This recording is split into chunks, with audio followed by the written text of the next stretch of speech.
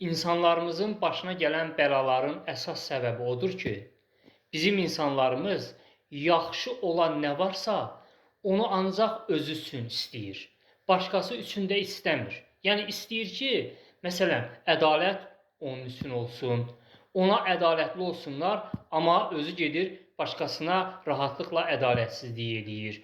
Özü varlı olsun, yaxşı olsun, əşi başqası cəhənnəmə, başqası acından ölsə də olar. Başqasının evini çay aparsa da olar, sel aparsa da olar, amma onun evinə sel ziyan vurmasın.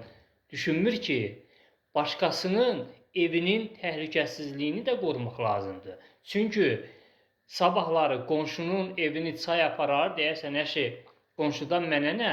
Amma o çay gəlib sabahları sənin də evini aparar və səni çaydan çıxardan olmaz. Amma əgər qonşu da o çaydan qorunsa, sabah sənin evini çay aparanda qonşu gələr, bir dənə kəndir apar, bir dənə kəndir atar, səni boğulmaqdan, o seldən xilas edə bilər. Bax, bu düşüncədə yanaşmaq lazımdır. Mən bütün maarifçilik fəaliyyətim bu düşüncəyə xidmət edir. Yazdığım kitablarda, keçdiyim seminarlarda, İnsanlarla söhbətlərimdə, sosial şəbəkələrdə, bax, bu videoda danışdıqlarımı ona görə danışıram ki, insanlar biri-birinə xidmət etməyi öyrənsinlər.